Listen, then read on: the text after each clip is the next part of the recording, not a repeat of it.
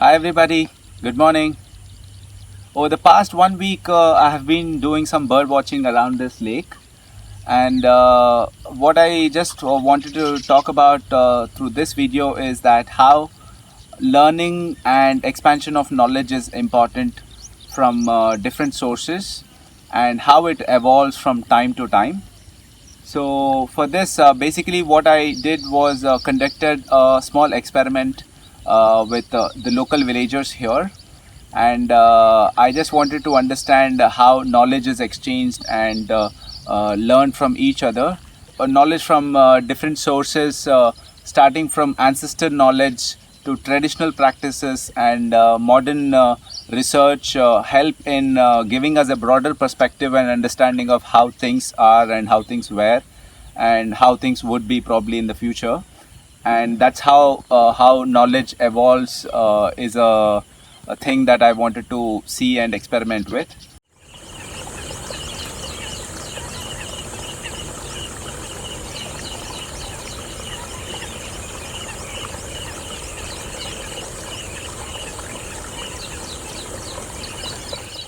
So for the experiment, I just wanted to focus about the birds around the lake. And what I did was I just gave this binoculars to all the villagers who were passing by this way, be it adults, youngsters, or even kids. I just did that to spike their curiosity and give them a chance to look at the birds through the binoculars, so that they will probably see things from a different perspective now. And through this, what I was aiming is I just wanted to see how the villagers interpreted their stories and how traditional practices and ancestral knowledge about things around the lake and the biodiversity around the lake is perceived. ఆడ ఒక రాయి దగ్గర తెల్లవి కొంగల్ లెక్క పెద్దవి వస్తాయా? వస్తాయి, పెద్దవి వస్తాయి. అవి ఏ కాలంలో వస్తాయి? ఈ అనకాలం ఉన్నాయి, పుట్టి వానకాలంలోనేనా? ఈ చెరువు నిజంగా నీళ్ళకు చేపలకు అది ఇది పురుగు పూసుకు వస్తాయి, ఉంటాయి. అవి అక్కడ ఉంటాయి ఆ చెట్ల మీద చెట్ల మీద నీళ్ళకు ఉంటాయి. అవ్వాడ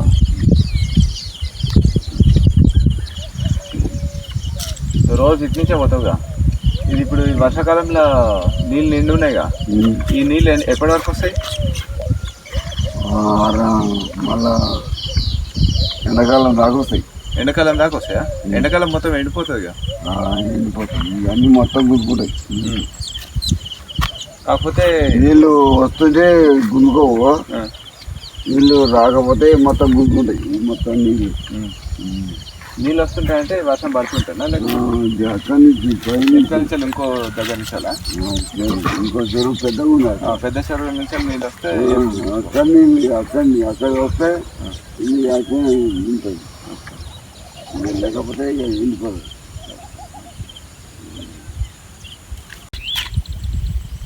ఏమేమి కనిపిస్తున్నాయి అలా? అలా దామర పువ్వులు, కొబ్బరి చెట్లు, ఒరిసేన్లు ఇవన్నీ అవుతున్నాయి. సరే, అది కింద పెట్టి అది కింద పెట్టు. ఈ పక్షి ఉందా? ఇదేం పక్షి చెప్పు నాకు. అది దసరాడు చూస్తారు, అది పక్షి ఉందని. దాని పేరేంటి? కానీ ఏమంటారో నాకు అంత ఐడియా లేదు. దసరా రోజు చూస్తారు అది. దసరా రోజు చూసే పాలపిట్ట. కాకపోతే ఇది పాలపిట్ట కాదు, వేరే దానికి సంబంధించిన వేరే. దానికి సంబంధించింది కాదు. పాలపిట్టకి దీనికి తేడా మస్తు ఉన్నది. అది కలర్ సేమ్ ఉంటుంది, కాకపోతే దాని ముక్కు, ఇది బీక్ ఉంటుంది కదా, అవన్నీ వేరే ఉంటాయి. కలర్ సేమ్ అట్లనే ఉంటుంది. పాలపిట్ట కాదు ఇది చేపలు పట్టుకుంటుంది ఇట్లా నీళ్ళల్లో. పాలపిట్ట చేపల్ని పట్టుకోదుగా, అది మామూలుగా నిలబడుతుంది కానీ చేపలు ఇంకా నీళ్ళలో దిగదు. అదే, అది ఉట్టి ఫీల్డ్స్ మధ్యలో అంటే పొలాల మధ్యలో తిరిగి పురుగులు ఇవి అవి తింటాయి అంతే కదా. కానీ ఇప్పుడు ఈ పాలపిట్ట లాంటిది ఇది కాకుండా ఇంకోటి ఉన్నది చూడు, ఇది చూసినావా? ఇది అది ఒకటే, సేమ్ సేమ్, కాకపోతే కలర్ ఒకటి డిఫరెంట్ ఉంది అలా. ఇది కూడా కింగ్ ఫిషరే, అది కూడా కింగ్ ఫిషరే. కాకపోతే ఇది కలర్ తెల్లది నల్లది, అదేమో బ్లూ కలర్, అన్ని కలర్లు ఉంటాయి చూడు పాలపిట్ట లెక్క, అట్లుంటాయి. ఇంకా అది కాకుండా నువ్వు ఇక్కడ రోజు ఇటు నుంచి అటు పోతుంటావు కదా, పోతాం. ఏమేమి పక్షులు చూస్తాయి ఇక్కడ? ఎక్కువ అంటే బాతులు ఉంటాయి, అలా నీరు బాతులు ఉంటాయి, నీరు కోళ్ళు ఉంటాయి, ఇలాంటివి ఉంటాయి. ఇక మళ్ళీ దానికి సంబంధించి చేపలు ఉంటాయి, కొంగలు ఉంటాయి, తెల్ల కొంగలు ఉంటాయి, మన మామూలుగా మళ్ళీ ఇప్పుడు నెక్స్ట్ ఇట్లా నల్ల కొంగలు వచ్చినాయి, అవి ఉంటాయి. ఇవి ఉంటాయి, చెర్లాలు ఏముంటాయి. ఇది ఉట్టి ఈ సీజన్లో కనిపిస్తాయా నీకు, ప్రతి సీజన్లో కనిపిస్తాయా? సీజన్ అంటే మనకు వాటర్ ఉంటే అవుపిస్తాయి, వాటర్ లేకపోతే అవుపిస్తాయి. అంతే, వాటర్ ఉంటేనే అవుపిస్తాయి. అదే నీళ్ళల్లో చేపలు ఉంటాయి కాబట్టి చేపల కోసం వస్తాయి. అంటే ప్రతి ఒక్క పక్షిని తినడానికి అవకాశాలు ఉంటాయి, ఆ పురుగులు అదో ఇదో, అది దానికోసం వస్తాయి. మంచిది. Now the stories that they were interpreting from there were interesting, and also the knowledge that they were sharing about what they were seeing around this lake now had changed a bit. And more interestingly, what I wanted to see is that how things like this evolve from time to time based on the knowledge that we share.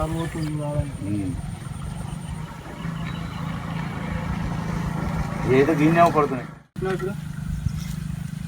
కొబ్బరి చెట్లకు అవి పెట్టాను అక్కడ cycle పక్క పెట్టా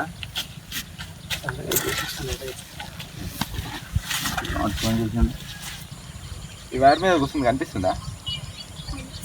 ఉత్తి కళ్ళతో చూడు, ఈ వైర్ ఇప్పుడు చూడు, కనిపిస్తుందా? దాన్ని ఏమంటారు?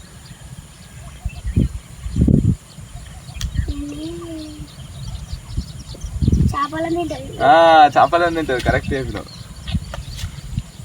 చేపలు పట్టుకుంటుంది, దాని మూతి ఇట్లా పెద్ద ఉంటుందా? కొష ఉంటుంది, ఇట్లా పట్టుకుంటుందా? పట్టుమని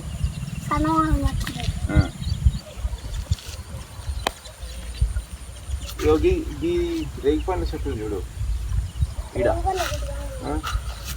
ఏం చెట్టు? ఈత చెట్టు. ఈత చెట్టు. ఆ స్తంభం పక్కన ఉన్న ఈత చెట్ల గూడ్లు ఉన్నాయి కదా, ఏమేమి కనిపిస్తాయి కదా?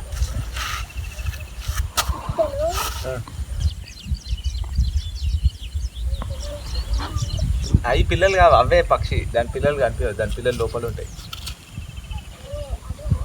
ఆ తల్లి తల్లి తండ్రి అది. ఆ వీటిని ఏమంటారు తెలుసా నీకు? అచ్చా, నాకు కూడా తెలియదని అడుగుతున్నా.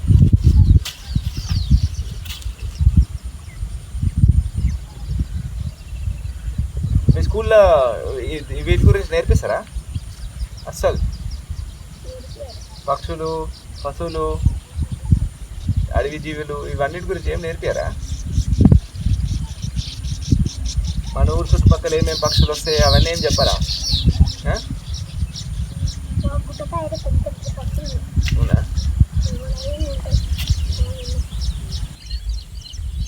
So as you have seen in the video, it was very nice engaging the villagers as part of the experiment. It was a very nice learning process. I'm hoping it was a nice process for everybody to learn something. For me, it was definitely a very nice learning process. Basically, I myself did not know the right names of certain trees in local language. A small kid was telling me the name of the tree. And similarly, some of them did not know the right names of the birds in the local language, especially the confusion between kingfisher and the Indian roller, which is called Palapitta in Telugu, was confused because both of them had similar colored feathers.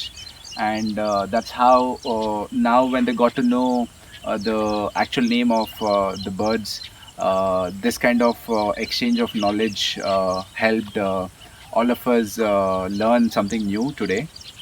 This way, by doing experiments like this, I hope we all get to exchange more knowledge and share our observations and what we understand about the birds, or be it anything for that matter. And I would like to encourage all of you to probably take a chance to engage in these kind of activities wherever you guys are. Thank you.